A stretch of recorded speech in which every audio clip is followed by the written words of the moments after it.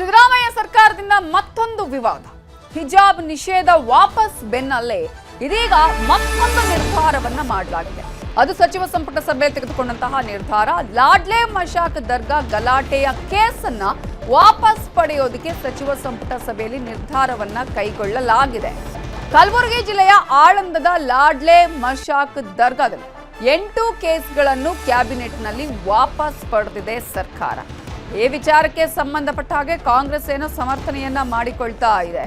ನಾವೆಲ್ಲರೂ ಕೂಡ ಸಚಿವ ಸಂಪುಟ ಸಭೆಯಲ್ಲಿ ಇದರ ಬಗ್ಗೆ ಚರ್ಚೆಯನ್ನ ಮಾಡಿದ ನಂತರವೇ ಈ ತೀರ್ಮಾನ ತೆಗೆದುಕೊಂಡಿರುವುದು ಅಂತ.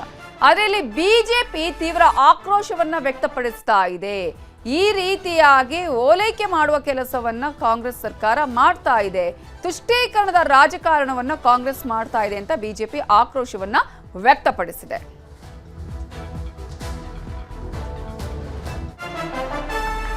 ಲಾಡ್ಲೆ ಮಶಾಕ್ ದರ್ಗಾ ಗಲಭೆ ಪ್ರಕರಣಕ್ಕೆ ಸಂಬಂಧಪಟ್ಟ ಹಾಗೆ ಕೇಸನ್ನ ವಾಪಸ್ ತೆಗೆದುಕೊಂಡಿರುವ ವಿಚಾರದಲ್ಲಿ ಕಾಂಗ್ರೆಸ್ ಬಿಜೆಪಿಯ ನಡುವೆ ವಾಕ್ಸಮರ ಜೋರಾಗಿ ನಡೆದಿದೆ. ಆದರೆ ಇದನ್ನ ಕಾಂಗ್ರೆಸ್ ಸಮರ್ಥಿಸಿಕೊಂಡ್ರೆ ವಿಪಕ್ಷ ಬಿಜೆಪಿ ಇದರ ವಿರುದ್ಧ ತೀವ್ರ ಆಕ್ರೋಶವನ್ನ ಹೊರಹಾಕಿದೆ. ಇನ್ನು ಹಿಂದೂ ಪರ ಸಂಘಟನೆಗಳ ವಿರುದ್ಧದ ಕೇಸನ್ನ ಕೂಡ ವಾಪಸ್ ಪಡೆಯುವ ಹಿನ್ನೆಲೆಯಲ್ಲಿ ಬಿಜೆಪಿ ವಿನಾಕಾರಣ ರಾಜಕೀಯ ಮಾಡ್ತಾ ಇದೆ ಅಂತ ಹೇಳಿ ಕಾಂಗ್ರೆಸ್ ಕಿಡಿಕಾರಿದ್ದು, ಕಾಂಗ್ರೆಸ್ನಿಂದ ಓಲೈಕೆ ರಾಜಕೀಯ ಅಂತ ಬಿಜೆಪಿ ಆಕ್ರೋಶವನ್ನ ಹೊರ ಹಾಕ್ತಾ ಇದೆ. ಕ್ಯಾಬಿನೆಟ್ ನಿರ್ಧಾರ ಆಗಿದೆ, ಅದನ್ನು ವಾಪಸ್ ತಗೊಳ್ಳೋದಕ್ಕೆ ಅದೆಲ್ಲ ಪರಿಗಣಿಸಿ ಅದೆಲ್ಲ ಚರ್ಚೆ ಮಾಡೇ ಅವರು ತೀರ್ಮಾನ ಮಾಡಿರೋದು. ಏಕಾಏಕಿಯಾಗಿ ತೀರ್ಮಾನ ಮಾಡಿಲ್ಲ, ಅವೆಲ್ಲ ಚರ್ಚೆ ಮಾಡಿ ತೀರ್ಮಾನ ಮಾಡಿದ್ದಾರೆ. ಠಾಣೆಗಳಿಗೆ ಬೆಂಕಿ ಹಚ್ಚುವುದು, ಪೊಲೀಸ್ ಇಲಾಖೆಯ ವಾಹನಗಳಿಗೆ ಬೆಂಕಿ ಹಚ್ಚುವುದು, ಕಲ್ಲು ತೂರಾಟ ಮಾಡಿದ್ದು, ಪೊಲೀಸರ ಮೇಲೆ ಅಟ್ಯಾಕ್ ಮಾಡಿದ್ದು, ಇವು ಕ್ರಿಮಿನಲ್ ಕೇಸ್ಗಳು. ಅದು ಬೀದರ್ದೇ ಆಗಿರ್ಬೋದು, ಬೆಂಗಳೂರದೇ ಆಗಿರ್ಬೋದು, ಯಾವುದೇ ಆಗಿರ್ಬೋದು, ಇವುಗಳನ್ನ ತೆಗೆದುಕೊಂಡಿರ್ತಕ್ಕಂಥದ್ದು ಇದು ಒಂದು ರೀತಿಯ ಓಲೈಕೆ ರಾಜಕಾರಣ. ಈ ಕೆಲಸವನ್ನ ಈ ಸರ್ಕಾರ ಮಾಡಬಾರ್ದಾಗಿತ್ತು. ನಾವು ಎಷ್ಟೇ ಎಲ್ಲರೂ ಪದೇ ಪದೇ ತಪ್ಪುಗಳನ್ನೇ ಮಾಡ್ತಾ ಇರ್ತಕ್ಕಂಥ ಈ ಸರ್ಕಾರಕ್ಕೆ ಜನ ಉತ್ತರ ಕೊಡಬೇಕಾಗಿದೆ. ಕರ್ನಾಟಕ ರಾಜ್ಯ ಸರ್ಕಾರದ ಮಂತ್ರಿಮಂಡಲದ ಸಭೆಯಲ್ಲಿ ಕೆಲವು ಪ್ರಕರಣಗಳನ್ನು ವಾಪಸ್ ತೆಗೆದುಕೊಂಡಿದ್ದಾರೆ. ಅದರಲ್ಲಿ ಹಿಂದುತ್ವವಾದಿ ಆಗಿರ್ತಕ್ಕಂಥ ಮುಕ್ತಾಲಿಕ್ ದೇಸಾಯಿದು ಕೂಡ ವಾಪಸ್ ತಗೊಂಡಿರೋದು ನನಗೆ ಸುದ್ದಿಗೆ ಬಂದಿದೆ. ಮುಕ್ತಾಲಿಕ್ ದೇಸಾಯಿ ಅವರು ಮಾಡೋದು ಪ್ರಚೋದನಕಾರಿ ಭಾಷಣ, ದೊಣ್ಣೆ ಹಿಡ್ಕೊಂಡಿರ್ತಕ್ಕಂಥ ಅವ್ರು ಸೆಲ್ಫ್ ಡಿಫೆನ್ಸ್ಗೆ ಇಟ್ಕೊಂಡಿರ್ತಾರೆ.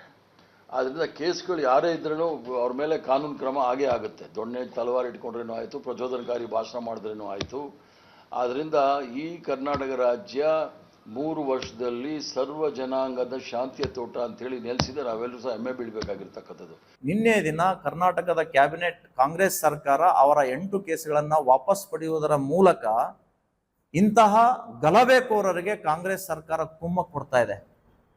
ಸಂವಿಧಾನದ ಪಾಠ ಹೇಳುವಂತಹ ಪ್ರಿಯಾಂಕಾ ಖರ್ಗೆ ಉಸ್ತುವಾರಿ ಮಂತ್ರಿಯಾಗಿರುವಂತಹ ತವರಿನಲ್ಲಿಯೇ ಇಂತಹ ಗಲಭೆಕೋರರನ್ನ ಮುಕ್ತವಾಗಿ ಇವರು ಬಿಡ್ತಾ ಇದ್ದಾರೆ ಅಂದ್ರೆ ಕಾಂಗ್ರೆಸ್ ಗಲಭೆಕೋರರ ಪರ ನಿಂತ್ಕೊಂಡಿದೆ ಅನ್ನುವಂಥದ್ದು ಸ್ಪಷ್ಟವಾಗಿದೆ.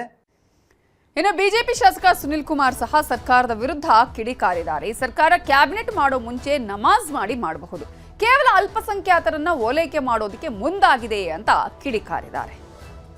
ಕ್ಯಾಬಿನೆಟ್ ಆಗೋದಕ್ಕಿಂತ ಮುಂಚೆ ನಮಾಜ್ ಮಾಡಿ ಕ್ಯಾಬಿನೆಟ್ ಮಾಡುವಂತ ಪರಿಸ್ಥಿತಿಗೂ ಕೂಡ ಸರ್ಕಾರ ಹೋಗ್ಬಿಡ್ಬೋದು.